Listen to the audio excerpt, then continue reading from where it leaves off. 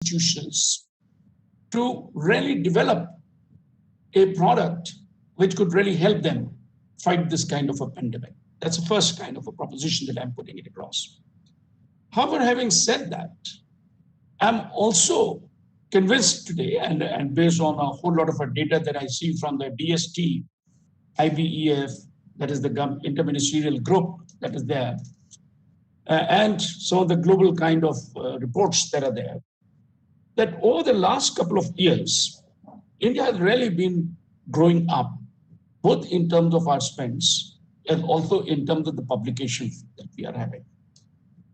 For example, we have been told that our share in the world gross expenditure on R&D today is about 2.9%. Now, as a percentage of our GDP, India spends less than 1%. But at a global level, when we start looking at it, we find that, well, we are about 2.9%. The higher education sector accounts for only 7% of the global expenditure, or let us say the gross expenditure on research and development. So the higher education accounts only for 6.8% or 7%. The balance really being done by the government of India, state government, and the private sector industry. Now, to push this research agenda forward, the National Education Policy 2020, which has been acclaimed as one of the transformational policies, even I have written about it, that it is a transformational policy in today's context, it does tend to transform many aspects of higher education and of the school education.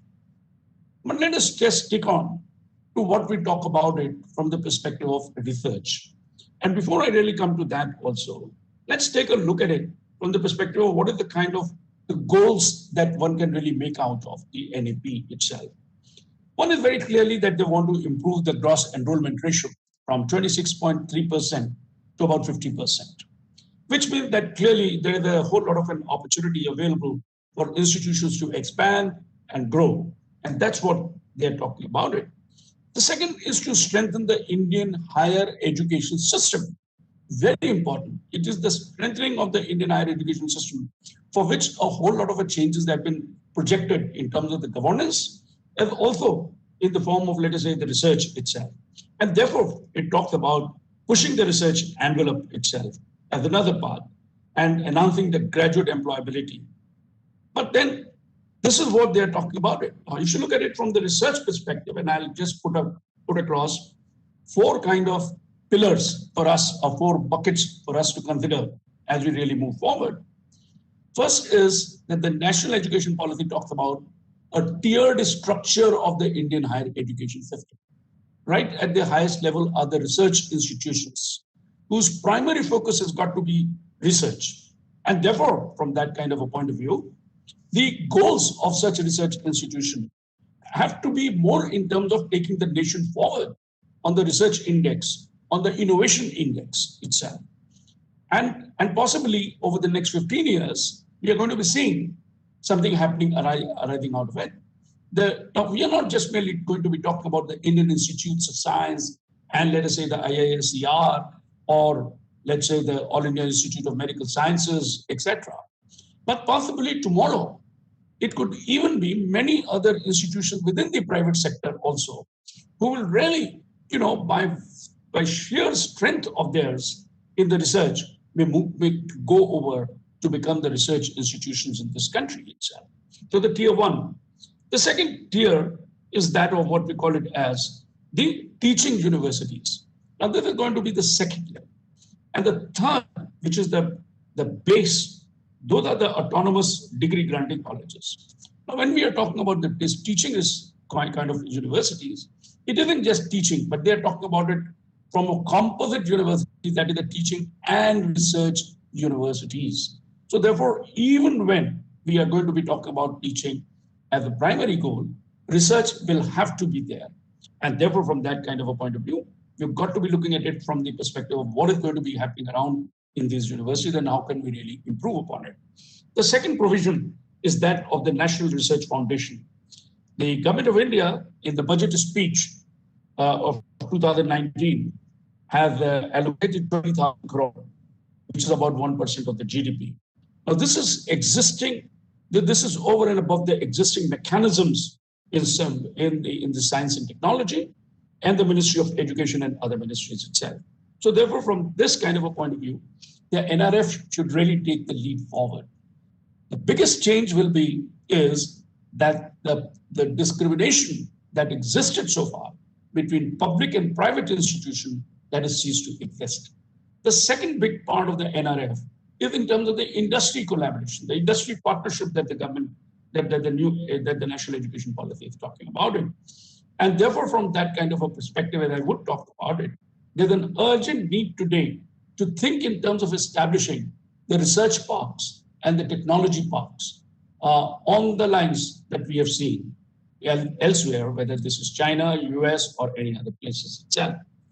And the last part that I want to really put it across before I really stop over here and hand over this to the other panelists is the fact that it is not that we have not been growing, but we need to be doing more than what we have been doing so far. Our number of researchers, for example, have been going up per million. The number of researchers per million population in India has been going up. In 2017, it was 255, and as opposed to 218 in 2015. But that is no reason for us to be feeling so good about it. What is important is to just take a look at Israel, which has 8,342 researchers per million. Now, so therefore, we need to be pushing this entire research agenda and encouraging the researchers, creating a research culture in the institution, and at the same time, as a nation, recognizing the researchers much more than what we are doing at this point of time. I'm going to stop over here and hand the session back to you, Dr. Anjali. Thank you, Dr. Saxena, and we are really honored to hear your words. Thank you so much for your opening remarks. I now hand over the mic to Dr. Preeta George. Ma'am, it will be really interesting to listen to you and what would be your comments on the National Education Policy 2020 and its role in promoting R&D culture in India. Over to you, Dr. George. Thank you, Dr. Anjali, and it was great to hear the opening comments by Dr. Saxena. A lot of good points coming up there. So what, since this is opening remarks, I'm going to make it brief. And I think what I would like to really focus on is why do we need research, right? So if you're looking at moving the research agenda for the country, then what do you say is the real objective of doing that? Right. So if I were to take you to say that, research at the end of the day is knowledge creation. And, that everybody knows is knowledge creation, and we all work towards creating new areas of knowledge, which we can pass down in educational institutions to our, students and so on. But making this research meaningful, I think, is very important. So then what are we saying? We are saying that this research is meant ultimately to harness a potential that the country has in growing its GDP. That's one way of looking at it. And as an economist, I would look at it in that light to say that, yes, it would help economic growth. It would help to create knowledge which can create value, and value creating economic growth. And I would take that a step forward and say value creating economic growth and a good quality of life. So I think ultimately that is the goal of research. So why am I saying this now? It's because a lot of research that we have been doing in the country has been focused on research for the sake of research for the sake of creating knowledge. But much of that research stays in academic journals and books, and very little comes out into actual application for, creating, a better quality of life for people in the country. So that is one point that I would like to make. The second is India as a country has huge potential. So our potential dates back to history, where our research capabilities, you can say, are embedded in history. We have a we have ethnic diversity, which we are proud of. So in terms of capability, we are very much capable as a group, as a country, to do very good quality research. Why is, again, now a second important reason is there are many problems that we have in India. So whether it is to do with health, whether it is to do with food, whether it is to do with energy, it is important to ensure that we are able to, through our research, cater to providing for solutions to these problems. And when it comes to much of these problems, we are looking for not only innovative, but also low-cost solutions to this problem, keeping in mind, the quality of life perspective that I pointed out earlier. The third reason that I may say India, has a lot to do on research, and besides the potential, is that we are in a dynamic world today. And as Dr. Saxena rightly pointed out, the pandemic has thrown up several more unanticipated problems. And, it's one to talk about health, but it is also the other to talk about social problems, right? The way the whole agenda of poverty, for instance, that we are considering, it is suddenly when everything is thrown up, and where you have people, a large number of people who actually going, without food. So there is uncertainty, which are we prepared for these uncertainties is the other point. The third is that going by, the uncertainty itself, look at business. Today, everybody is doing business sitting at home. You need to collaborate with your client, you need to collaborate with your customer, you need to talk to your employees, and we are all restricted to saying that we need to work from a remote environment. Now, providing for collaborative solutions to ensure, better tools for catering to this problem is another one that we can see. And there are, the need for technology to come up with these solutions, of course. And what does India do at such times? We depend on technology that is developed outside the country. And this is what our industry has been really doing largely, where we use those technologies developed elsewhere and bring those into the country for use. Why can't we, develop those within the country itself? So, these are the three reasons that I would say that there's a lot that we can do, and there's a lot that we have to do. There's a lot that is being spoken about, a demographic dividend and the way India is going to grow in the future.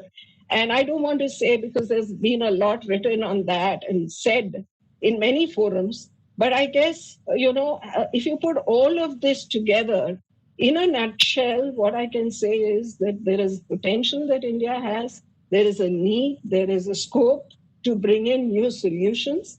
And we are all hopeful that this NEP is going to help to provide for those solutions, provide for application-oriented action research, which can provide for newer technologies, newer solutions. And Dr. Saxena also pointed out this point, a collaborative ecosystem. And this entire ecosystem of research, and I would like to name these entities before I stop. You have research institutes. You have educational institutes which has fallen behind, and I'll bring up data at a later stage. So, for example, if you take University of, in California, if you take Stanford, Stanford has been the responsible for Seattle, right, and Silicon Valley, right? So you have universities abroad which are able to contribute so much to research. Can we promote universities within the country to create Silicon Valley kind of clusters within the economy for industrial growth and development? So that is one. Second is bringing in also industry associations, entities such as IMC, for instance. Can we bring them together in this ecosystem to be able to collaborate and provide for meaningful research? And of course, industry itself. And it is this entire ecosystem that I would see as important from the point of view of the NEP, which the NRF is going to play an important role in facilitating. So I would end my points by saying that it is this collaborative ecosystem that we can say the NEP will be able to bring forth. Thank you, Anjali. Over to you. Thank you, Dr. George. And it was indeed enlightening to hear from you. I would now like to invite Professor Dr. N.T. Rao to share his opening remarks with all of us. Over to you, Dr. Rao. Thank you, Anjali. At the outset, I would like to thank both the speakers before me. And before I actually start my remarks, I would like to seek blessings from the Dronacharya. I've never been in his class. I was only in Ekalavya. Sir, I'm ready to give my thumb to you. But had I been there on the stage, I would have touched your feet and taken your blessings. Let me virtually touch your feet and seek your blessings. I know having you here, it gives me a big insurance. If I go wrong, people can say, the man got overawed by his teacher. So I'm happy that you are here. So even if I do it right, I know I've done it because of blessings. If I've gone wrong, it's because I got overawed. So with that, sir, once again, my pronouns to you. I've learned so much from you, sir, so much from you. Now, coming to, again, maybe one small lateral remark. If you're the last speaker, the advantage you have is you can always say, both the speakers told whatever I wanted to speak. So both of them said everything what I wanted to. But let me try if I can at least put forward some views. I think I would like to begin with the quality of research in India. If you look at India as a country, we were so complex and so different in terms of our social problems, geographical problems, infrastructural problems, economic problems, and so many of them. So in light of all these complexities, somewhere down the line, we lost the quality. And most unfortunate aspect of the research when we talk about is somehow the concept is you have a PhD and you have done your research. 95 to 99% of the people where they say, okay, I've done my PhD, so I've done my research. I don't know whether when we realize that PhD is only a means and not by end. And 90% of the faculty members would say, well, I've done my PhD and I'm done with that. And they don't see any motivation to proceed further. That's one major disadvantage. PhD and research are seen as is it trying? Actually, it's not. I mean, none of us in our research labs have really tried to look at applied research. And we're happy to have some goal and get that rather than looking at are we coming out with solutions that are helpful for the mankind. More than the knowledge creation, I would see research has to be providing solutions for problems faced by the people. no matter who that man or say the person, wherever or whichever section, whichever segment that is belonging, which doesn't happen. Another major flaw that I look at research is, according to one report, between 2010 to 2014, 35% of plagiarized research was the research from Indian authors. It's shocking. When we look at the total output, it's not even, say, 2 to 3% of total published work, whereas we were topping the list with 35%. That means we really do not have consciousness to do meaningful and useful research. So this is one major problem that we have in the research. And Professor Saxena has mentioned how the numbers are increasing, and they're just increasing for the sake of it. I don't know how many of these PhDs and research, they're just being talked as a synonym to each other, which should not be the case. So they're not resulting in any meaningful work, whereas the numbers increased by 400% is what I'm told. So in this context, NEP comes. And what does NEP say? That we would transform the quality and quantity of research. So this is one major thrust that NEP tried to give us. And it's not that you suddenly say, okay, let the hiring education institution start a good amount of research, we'll give you so much fund. And it's not like that. The best thing I thought was the best takeaway, or the best thing that NEP did was it envisaged that we are going to shift the school education to more play and discovery-based style of learning. And so that the students or the children would be having scientific methods of, or say, critical thinking approach. So this is the big thing. But if you have children at primary education level, school education level, develop that critical thinking and maybe scientific bent of thinking, that's what NEP says that they would do. So this would help children to think differently and maybe towards research orientation. They can get research orientation.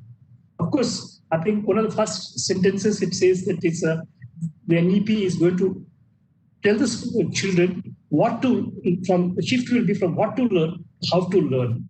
The day all the children know how to learn, I think we are in the right direction. So I think this is what NEP tried to do that.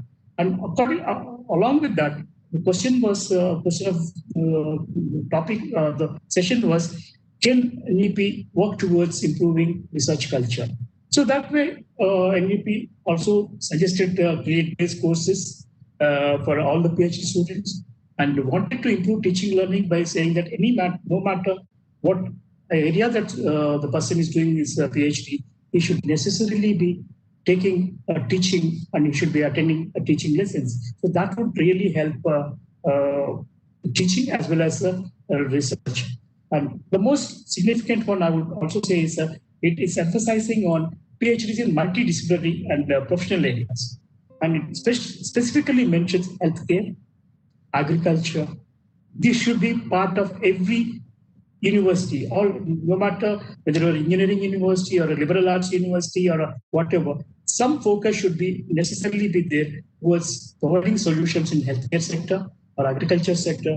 And also law is one of the things that it mentioned. It shows that, yes, there is a thinking in the direction of inclusive research rather than research in silos or say only focused areas. So this would help multidisciplinary areas. It also talked about large multidisciplinary universities instead of single subject specific. So these are the steps that NEP was trying to do that. And then I would also say that the objectives it listed: how to think critically, how to solve problems, how to be creative, how to innovate, how to adapt, and how to absorb new material in novel and challenging fields or changing fields. So these are the things that NEP has mentioned.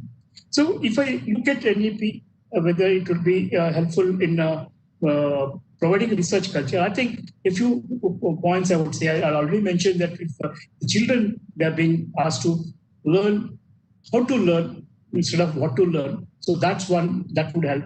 It also says that there will be career counseling in schools, like taking care of identifying the student interests and talents. previously every student was studying every subject. So I think NEP says that let's channelize the interest of the student. So there will be career counseling. So that I think it's a very good step. I mean, promoting research in the universities, as very broadly it is mentioned. And of course, it also says research internships and undergraduate curriculum itself. That is, it's not something only selected students should be doing. If it's a part of curriculum, so every undergraduate student, whether it's from commerce or economics or law or engineering, pharmacy, it's, how to do research or say research and research internship is been inbuilt. So there's a provision to the students to undertake internships as a research internship. So this would be a good step again by NEP. Then as a teacher myself, I would say that faculty career management systems, they say, and it says that this is a faculty career management system where the teachers with research focus would be rewarded more. They will be incentivized more. So I think this is also a very good step on NDP. And then, of course, we're also talking about funding through NP or say governance and regulatory changes. They may not be directly helping the research, but they will have its own impact because it will be cutting down the red tape. And then, yesterday I was, in my opening remarks, I was telling the research ultimately has to be such that it should help the common man. So again, when I began with my observation that research is not meaningful, I've seen how some researchers says impact of rag Vairavi on coma patients. So that may be the first research. The second person says the impact of the rag Malar on cancer patients, or impact another patient. So that should not be the one. If image crossing of one path-breaking one happens, say, image crossing of one particular aspect, then you can add different colors, and then each and individual goes and probes some other thing, some other color or some other object. So that would not be the research actually. The research has to be when the culture, when we develop that culture, we talk about, that has to be the question each individual, each researcher, each funding agency should be thinking about whether this research would lead to make a difference to the society. So that's when we talk about research culture.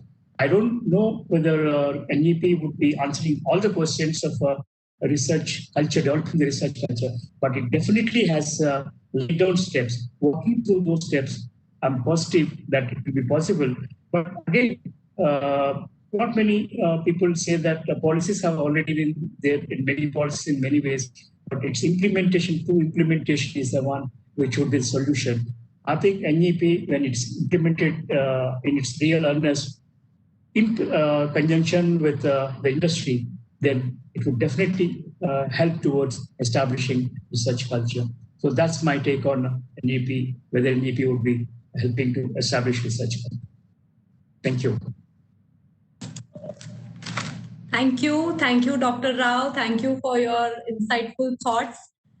With the permission of all the panelists and Professor Praveen Patil sir, as well as Dr. Khandekar sir, and our Provost and Director General, Dr. Rajiv Thakur, I will be opening up the forum for panel discussion with a few questions from my side. I request Dr. Preeta George if she can please switch on her video. A few questions. The first question is addressed to Dr. Rajan Saxena, and of course, Dr. Preeta George can also come in. So the question is, how do the private institutions, how can they raise funds based on the National Education Policy 2020? For research purposes, for inculcating a culture of research and development, we need funding. Now, there is no explicit mention of that in the NEP. So would you like to throw light on how can funding be raised under the new education policy, especially by private institutions? Yeah, I think it's a good question that you have. And understandably, one of the biggest kind of a concern in improving the research is the lack of research funding. India has not had that kind of a research funds coming in. as let us say we have had universities in the US and China and the other, and particularly the US, where the industry has come forward in a very big way. Now, government has been a very big kind of a spender on research. If we were to look at it, and I was mentioning that about 7% of the research is really being done in, or 7% of the gross expenditure on research and development is really there in the higher education or the education institutions. About 45% is there in the federal government kind of a sector. Now, if the government was to come forward and let us say hive off a part of the research, be it in defense, for example, or in the area of the space technology itself, right? Where already a lot of people in the area of ISRO and some of the others they are doing. There's a whole lot of areas today where the research can be easily be conducted by the institutions, by the universities. So one part of a suggestion is to look at it as to whether the government of India was to consider, hiving off some part of the research to the universities and funding it. But the second big kind of a part, which is there with regard to the National Research Foundation, and I would again say a little, though the National Research Foundation has been set up, established on the basis of the Science Foundation that is there in the US, one of the big difference that is there so far between India and the US is that the research projects are really competitive. When the research proposals are invited, they are competitive, and there are certain kind of a time-bound schedules within which the results are expected to be delivered. The progress has got to be shown. Now, we have not had that kind of a situation in India. In the first place, the proposals have not been there. Research proposals have not been there. The faculty has not been coming forward with the research proposals. Now, even if they have come forward, sometimes the research proposals have been so predatory in nature, they've been so kind of a routine kind of a research, that no large kind of a research funding can come for this. As Preeta was mentioning just a few minutes back, and Dr. George was mentioning, that there are so many problems in this country. I think it is necessary for us to start focusing there. And if that is where we get into it, whether this is poverty, or this is in the area of technology transfer, or it is in the area of material science, or it is in the area of public health, or it is in the area of, let us say, employment generations, name them. This is the time when the faculty has to come forward. National research, 20,000 crore is not something, although it looks to be, looks to be too less for a nation like ours. But still it is not too inadequate to start off with, especially when we accept the fact that this is over and above the science and technology and the other ministries, kind of various other ministries that are there in research, that are promoting research, for which the funds would always be available. So I think the funds is not going to be a big issue. The discrimination that existed between public and private universities has ceased to exist now. So on the basis of the quality of research proposal, the funding is going to come. Take an example, just very quickly. A couple of years ago, or just about a few years ago, NMIMS Pharmaceutical Sciences School had submitted to the government of India a proposal for about which the budget was about 1 crore of rupees. It required 1 crore of rupees to be spent. The government of India decided to fund 50% of it and said that since you are a private university, you should really raise the balance of the private, the balance of the money. Now you look at it from the point of view of the private university, from a top management perspective. On the one hand, there is a whole lot of resources that are required for the purpose of creating a necessary infrastructure to provide good quality education to the students, pay my faculty well, and also, let us say, meet up with many other kind of expectations that are there. Now I'm going to be also required to fund the research to that an extent. Now, when that happens, the private sector universities would be willing to do it. But then the resources have got to be there. Unlike American universities, industry has not come forward in the manner in which it should have come forward to the in India. Second big kind of part is the multidisciplinary research center. I think it is important for the universities like MIT, for example, or let us say NMIMS or Manipal and others, to create what is called as a multidisciplinary research center. Now, this is a structural part, but I have seen in some of the American universities that I have visited, a large number of research problems coming over from the industry to these universities primarily because of the fact that they were getting an answer, research answer, which was not just merely from a technology angle or from a science angle, but also there from the perspective of economics and from management itself. And also it had the thinking as to how does one really convert or how does one really respond to, let us say, or how does one bring about a change in the habits of the people. Technology itself. So that is where I would like to put it across. Yes, Dr. Anjali, if I can add a point here. Sure, ma'am. That was beautifully put across by Dr. Saxena, where he says that, it hopefully is going to depend on the quality of research, right? So rather than discriminating, and I completely agree with him on that point, right? Rather than discriminating between public and private institutions and universities, we need to ensure that the focus should be on the quality. And NEP does put forth a structure which is really funding distributed according to the quality in terms of being peer reviewed, and hopefully that will be the way forward. I think a second very important point is also the collaboration with industry.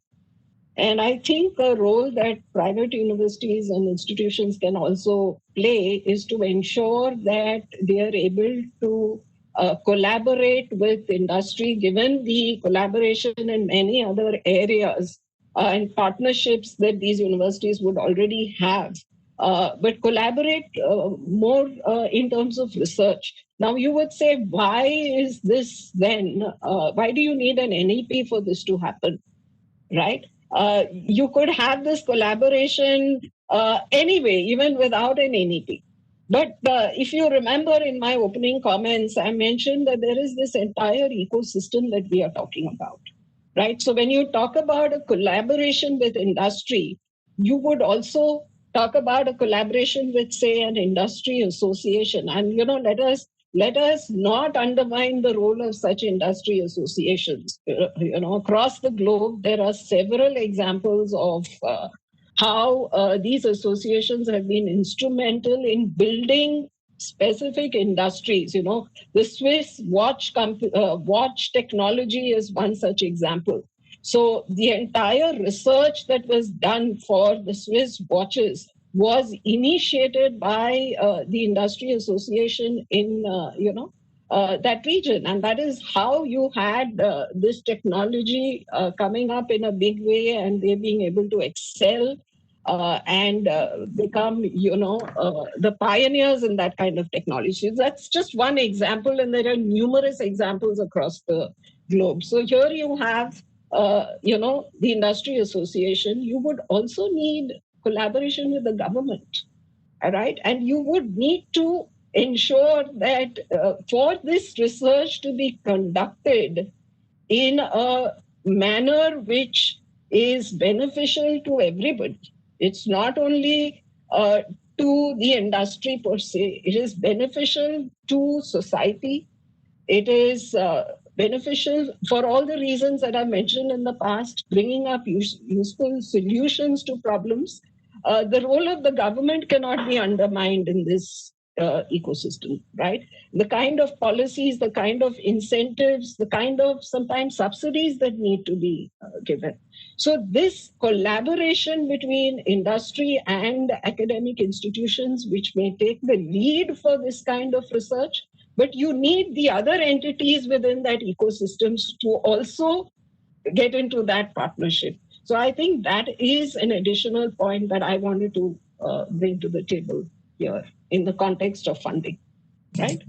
So Absolutely, absolutely. Thank you both.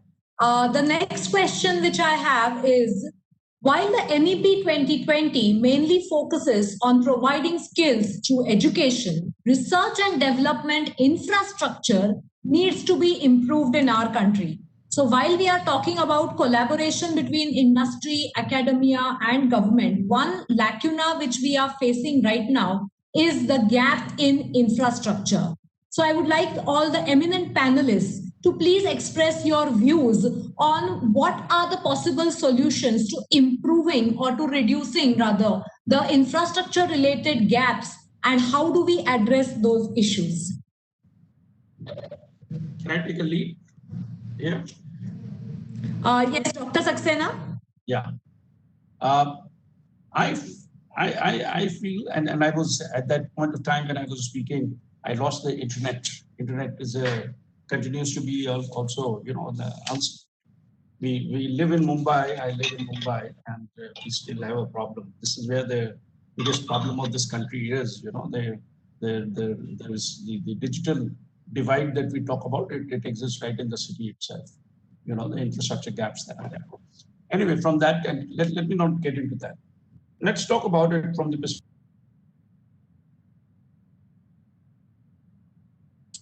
just a few minutes back. There's an urgent need to think in terms of a tripartite kind of relationship. The institution, government, and industry coming together. And when I'm referring to the government, it doesn't have to be only the central government. It could even be the state government. It could even be the local governments, let's say the city governments, or let's say the municipalities itself. You know, bringing them together. You know, for the purposes of creating what is called as the research center, and bringing the problems right there. That's one part. Second is in terms of the research infrastructure, if we were to look at it, I think here, both industry and institutions have to come forward. Institutions have to invest in terms of the research infrastructure. The government is willing to come forward. That's what many a time whenever I've been in some of these committees, the government has talked about it, and we have been talking about it from different points in time, that the research infrastructure which is today lacking in this country, we need to create it. We need to fund it. Now, they say that, well, we are going to fund it only to a limited extent. The largest part should really come from the institutions. So even in the public institutions today, one of the kind of thinking is to really raise the funds from the market itself, from the government, from the industry itself. Now they're going forward to the industry with trying to tell them that, look, these are the capabilities that we have. Today, unfortunately, even the capabilities, the industry is not really knowing about them. Many of these kind of an area. Consider, for example, pharmacology and toxicology, which is one big area, today accounts for almost 13.2% or 13% of the entire publications at the global level in India. From India, the total number of publications that are there, of that 13% is really in the pharmacology and toxicology. And about 6% is in the area of material science. And another about 7% is in the area of chemical engineering.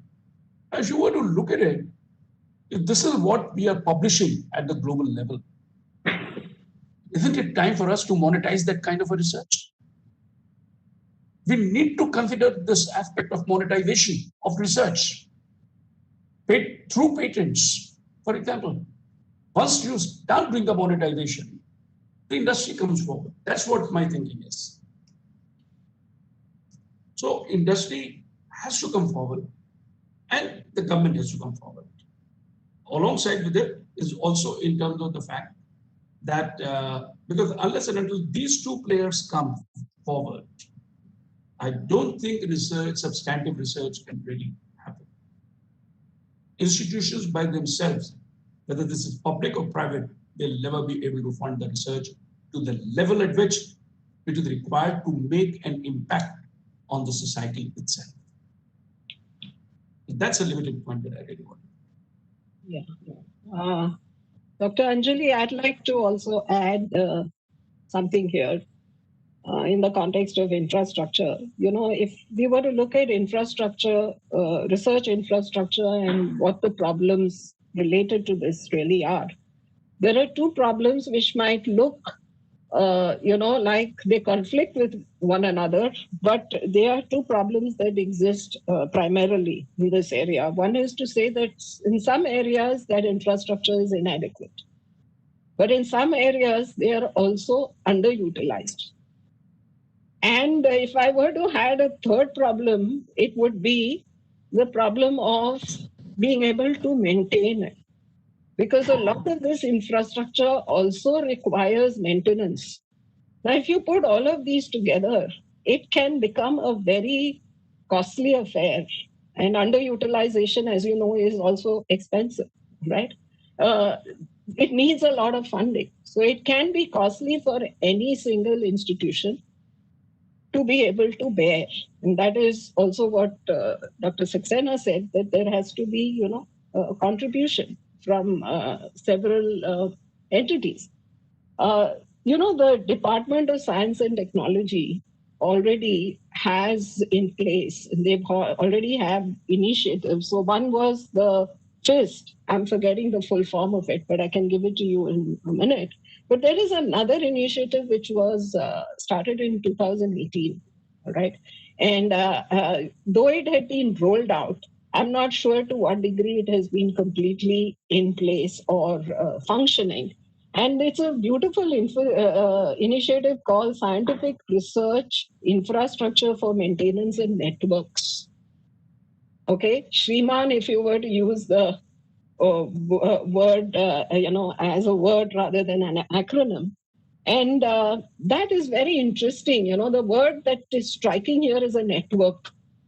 And for research infrastructure, I think given the problems that I already highlighted, having a network, a consortium of institutions within a particular region that is, in geographical proximity, where you can have a sharing of that infrastructure.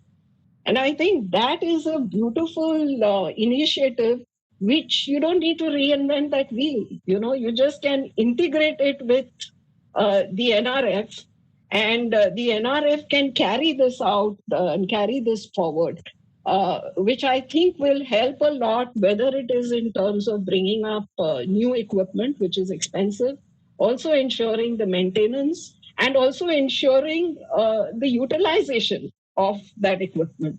So that is one. I think another area where in India especially we are lacking in infrastructure is in the side of humanities and in the side of, so when I say humanities, one would say what kind of infrastructure do you need? So for research in humanities, you would need behavioral labs, for instance. You would also need design thinking labs.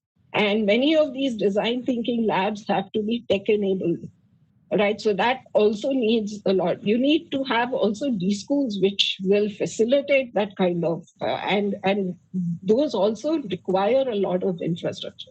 So I think that is another area. And given that NEP is focusing on building creativity, analytical skills, design thinking skills, this kind of infrastructure needs to be, new infrastructure needs to be developed. And I think this consortium approach can go a long way in facilitating it. So that is from my side, Dr. Anjali. Over to you. As we speak about infrastructure and so on, I'm sorry I got disconnected in between. There is no electricity in These are the perils of digital. May also be distorted a bit because there's no electricity in the building. So please accept my apologies. I'm really it's something beyond my control. VC sir, Rao sir, would you like to contribute here into the infrastructural gaps? How do we overcome? Sir, you're on mute mode. Yeah, sorry about that. Anjali, the question was NEP did not make a provision for infrastructure and the gaps exist. I think I would look at in a different perspective. Most of the research funding today is with the government. The industry funding, the academic institutions is not happening. For that, the major reason, as I already mentioned, the academia lost its confidence, or say the industry lost its confidence in academia because we did not provide them meaningful solutions. So why would the industry support the academia? Had we been providing them the answers, probably industry would be forthcoming. Yes, you provide solutions for this. Just the way Dr. George mentioned, Stanford is almost its funding is through the industry support because they will be providing solutions to the industry. But we lost an opportunity there. Now coming to the private and public universities, the government's thinking is private sector, private institutions. They came and asked us permission to start institutions because we are capable of ourselves. So if it's you who came to us asking, well, let me start an education institution. Okay, you start, you do research. Why should I help you? That seems to be the thinking with the government, which is completely wrong. At the same time, they pump in money to government institutions. And the amount of money that they pump in is not enough. The research that's coming out of it is not commensurate. So it's a big vicious circle. The government would say, you first prove yourself, then you would fund. I would say, let's say, I as a university, maybe I would, whatever conditions the government puts forward, okay, I'll have 100 patents in 1 year. I'll have about 100 publications. So will you fund me? Yes, I've already proven. Will the government is readily doing it? Every time there's a question mark, why should I fund a private institution? So because of that, this all comes to infrastructure. When you talk about research, infrastructure needs funding, the instrumentation. So this is where I think as long as the academic industry, academy as an industry doesn't give the industry or the government solutions that they're looking for, and then significant ones. So till that point of time, this gap will remain. You can't be asking the government, okay, I want to buy an instrument which is costing me 5 crores and I'll get you 5 PhDs or say 5 patents or 10 patents. Will the government be convinced with that? It would say, show me your track record. It's a chicken and egg. Unless I have some funding, I will not be able to do meaningful research. Unless I don't have meaningful research, government will not be funding. So this is where the issue is. And somewhere down the line, we need to provide, we have to meet halfway down. Maybe government can provide infrastructure on a conditional basis. And at the same time, institutions also can promise or say, to have the target, this is the target on the basis of which I'll be seeking funding. I think that's one way. The question was, how do we solve the problem of infrastructure gaps? I think this is one way where the academic institutions can do that. At the same time, I would also be advising the government if it can really audit the funding that it is giving to its institutions, government funding institutions. Are these institutions giving it back, giving the government what they have been funding for? Are the research labs giving the solutions to the problems? Or say, is it commensurate? So that audit has to be there. And if the government institutions cannot be doing that, why do you have that condition only for the private institutions? The private institutions, higher institutions, of course, people would try to brush them as people into the profit. If the institutions are only into the profit, they would not be surviving this long. As the British Philharmonic or an NMI, or VIT, all these institutions, they are also doing something. Trust them. I think there's a trust deficit is there from all sides, especially in the private institution.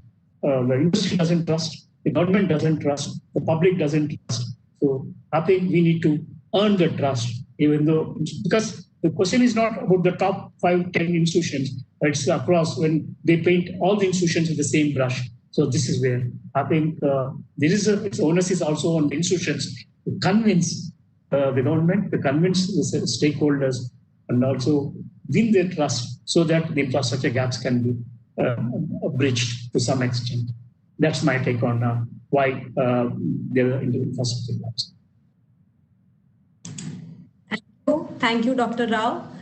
The next question that we have is, according to the World Intellectual Property Organization, patents from India are significantly very low and close to 70% of the submissions were from non-resident Indians.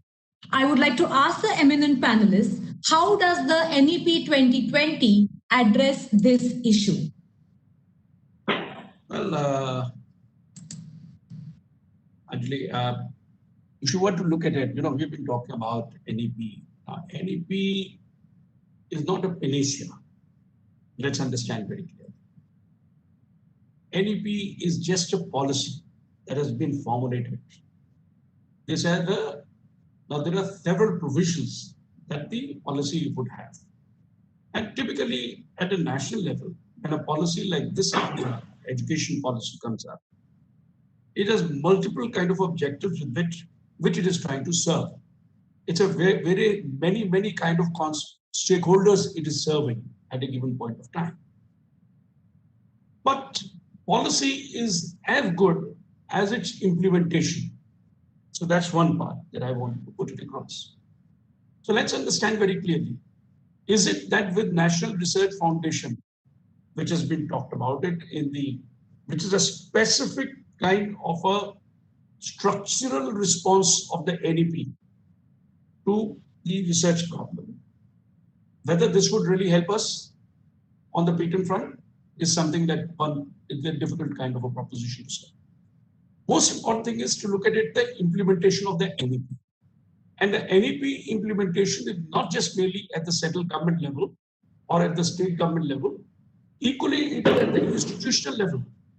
Because most unlike the previous policies, where the implementation obligation or the implementation responsibility rested only with the government and the government agencies, and the government agencies were created for that very purpose, whether this was AICTE, for example, in the last education policy that was created.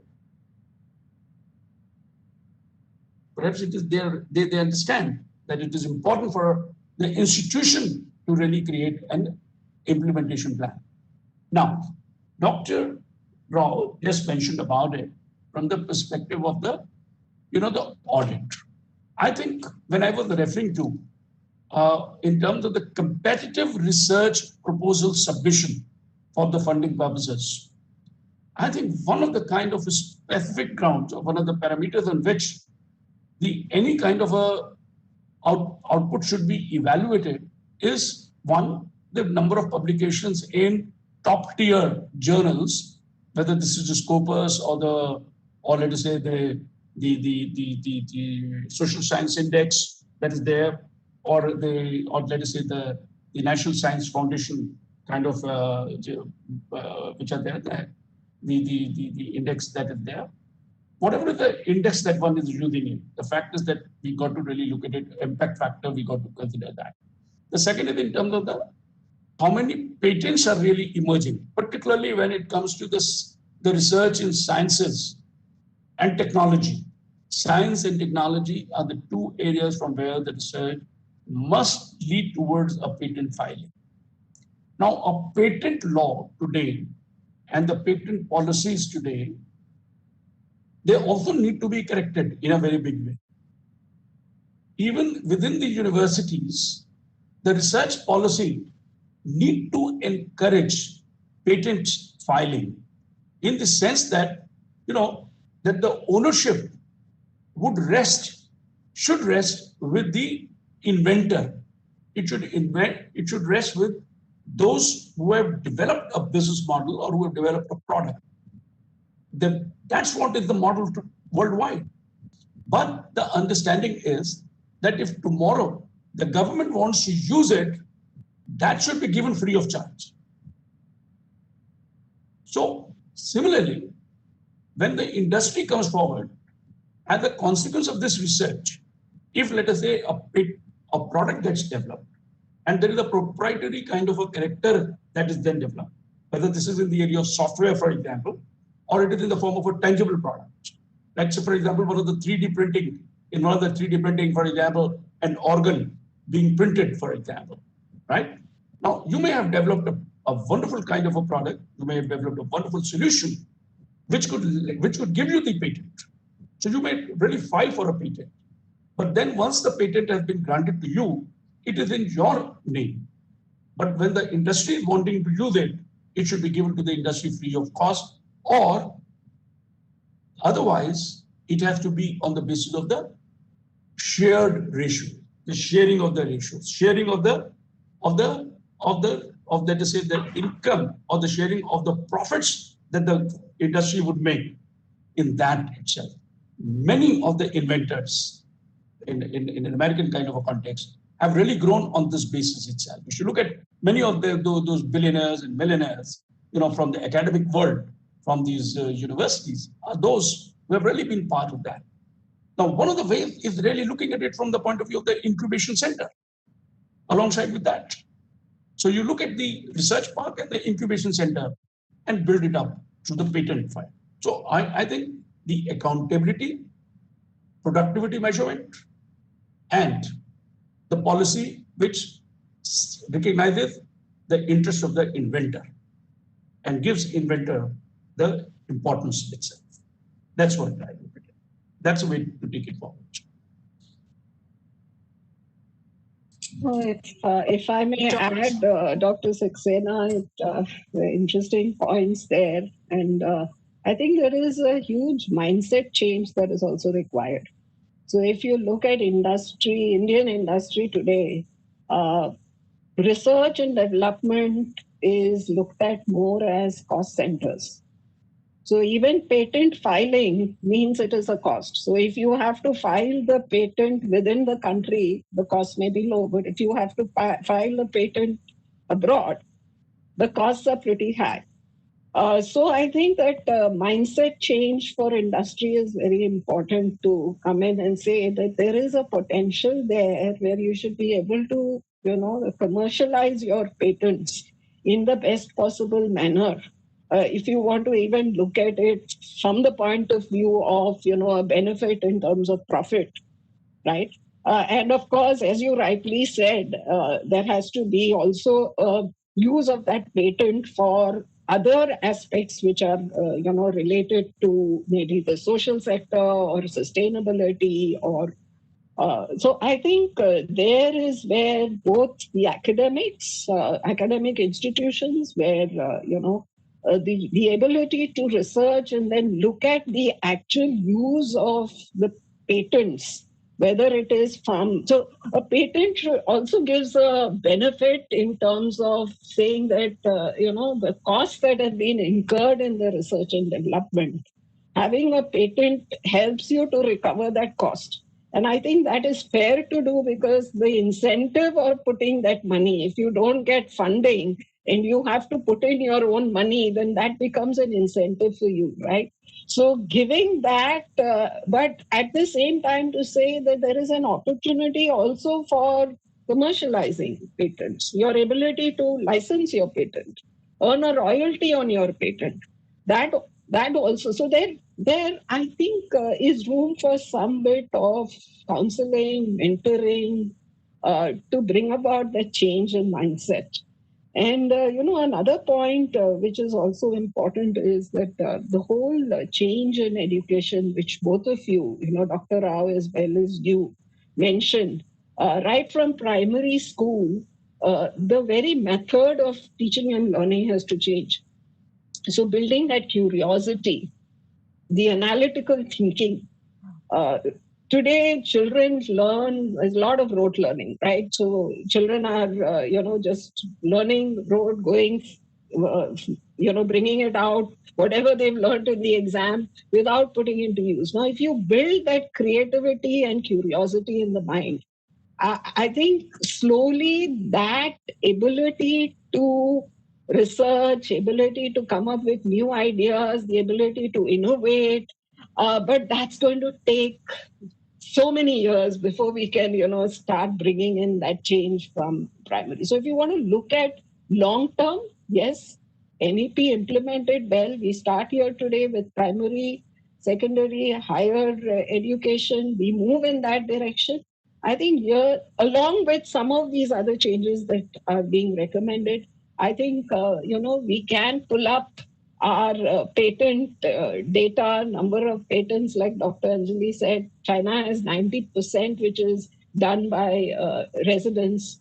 And, we have 70% by non-residents. I think we can pull that number to a much better figure in the years to come. And I think it's good to be positive and wait for the best to happen.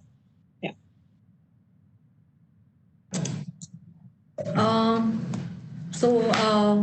Can I take one more question with the permission of Praveen Patil sir and all other panelists?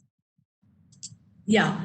So since I'm honored that we have so many senior academicians on the panel, and one interesting question is that as the National Education Policy 2020 will create different categories of teachers, some focusing on research and the rest on teaching.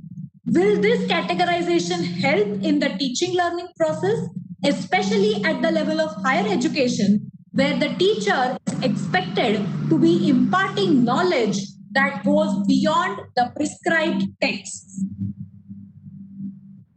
I don't think that it is a categorization of the faculty.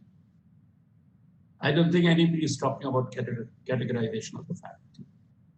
What they are talking about is the categorization of the institution. And it is not to say that that if somebody is working in a research institution and they are the research faculty, and those who are working in the next category, the teaching and research institution, they cannot really do the research. It is not. That is not to say that. Please understand, and I think I like to put it across to my fellow panelists, and for the consideration of every one of us over here. Important thing is to look at it from the point of view of the objectives, how the institutional objectives would differ with the various types of the institutions itself. And clearly, as we say, the objectives of the academic programs or the objectives of the organization, institution, depend on the position that they have in the entire stratum of the higher education itself, right? So since higher education, the research is at the top level, so obviously the objective has got to be that of the research output, research productivity. So if 80% of the time the faculty is expected to be putting in research, maybe 20% is really going in towards the teaching, which is there. As a very simple kind of a way by which one looks at it, very simple. In a teaching and research institution, a composite, it could be even 50-50, it could even be 60-40. 60% of the time going towards the teaching and 40% going towards the research. The important research institution is that all faculty members have got to decide for themselves what is going to be their plan, what is it that they are expected to do. At an institutional level, the change is required. So far, AICTE and UGC were laying down the workload norms.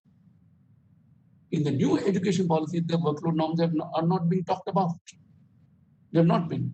It is for the institutions to really take a call at that. Now, what is important is now to look at it from the perspective of what exactly the faculty is going to be doing. So I think it is from that kind of a perspective that we need to consider. I'm really happy to hear that, Dr. Saxena, because I would, be worried if we had a categorization like that at all. Because how can you be a good teacher if you are not, researching? How are you keeping abreast with the newer developments, right? So research and teaching are very much, go together. If you want to deliver in the classroom and bring in the latest knowledge to the students, I think research is required. So Thanks for that clarification. I think that's very important.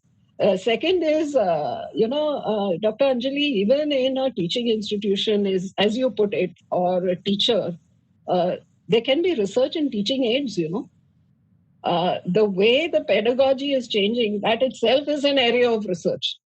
So that again is got a lot of interesting scope. I think we all know what that means when we are sitting at home and teaching to our students.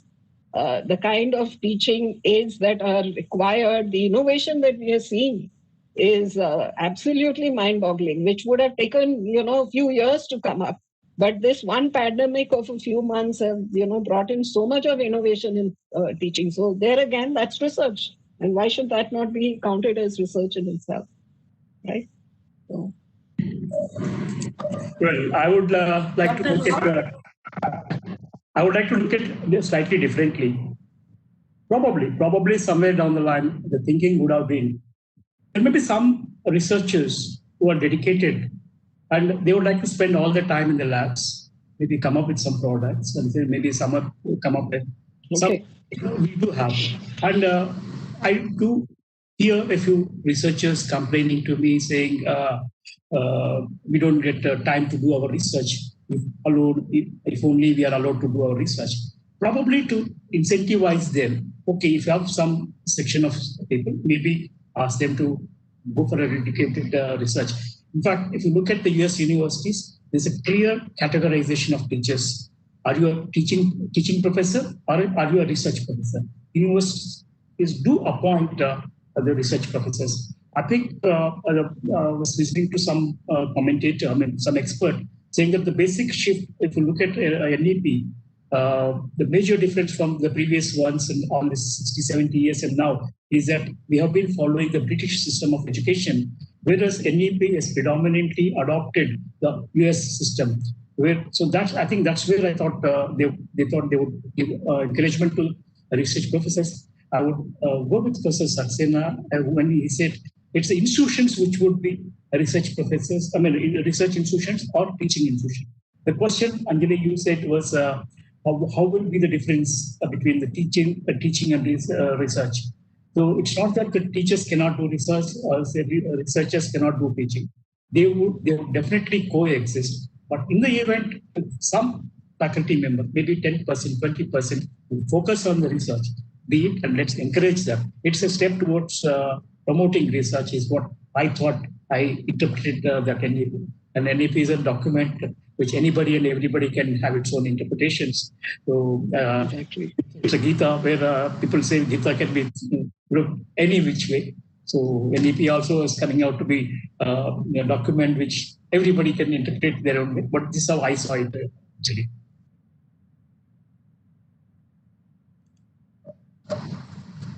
Yeah. Thank you. Am I audible? Yeah, you are. Yes, very much.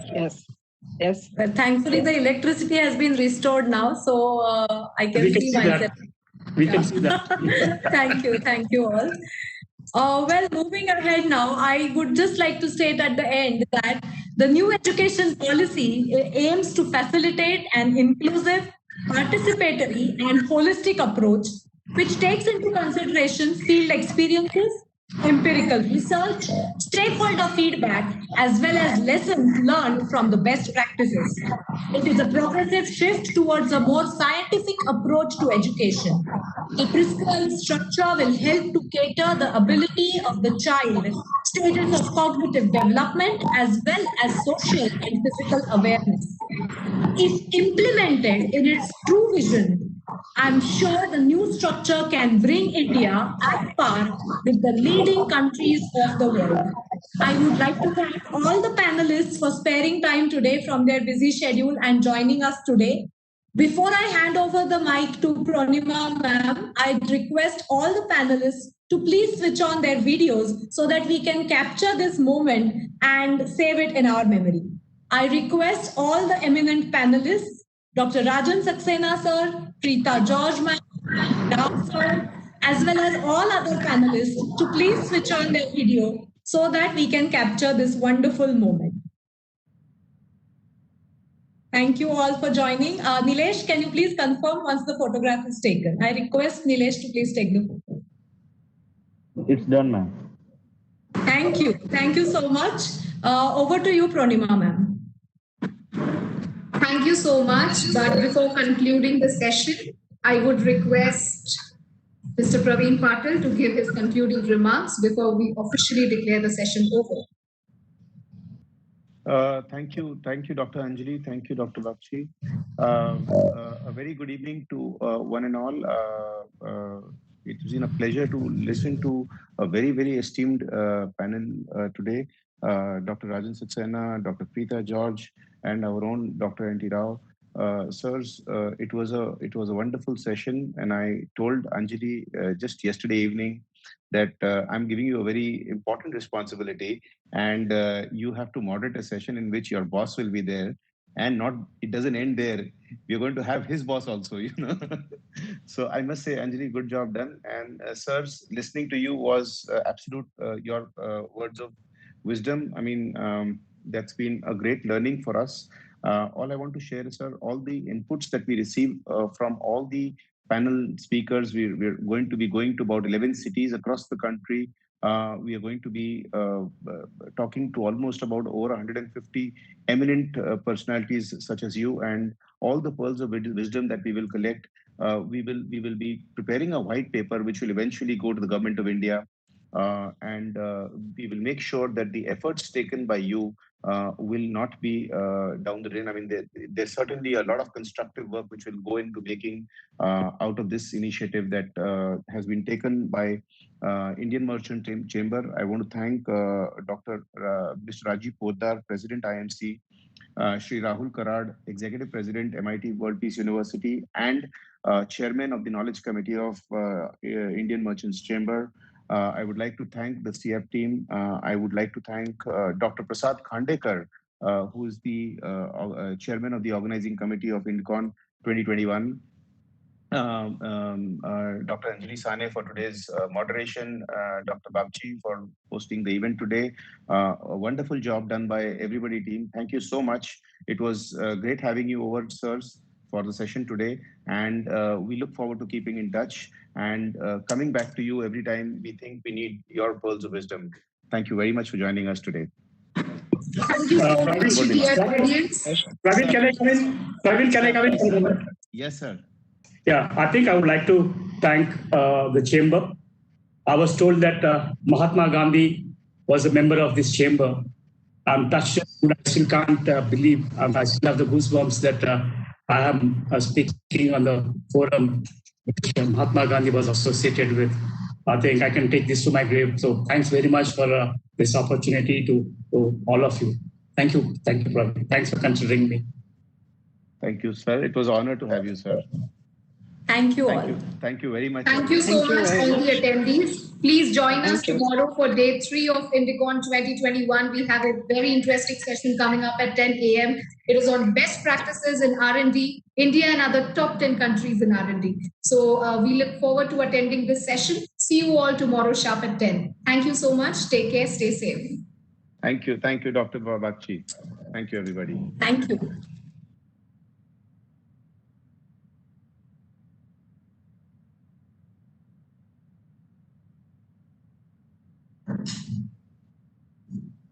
Anjali फिर light गई आपकी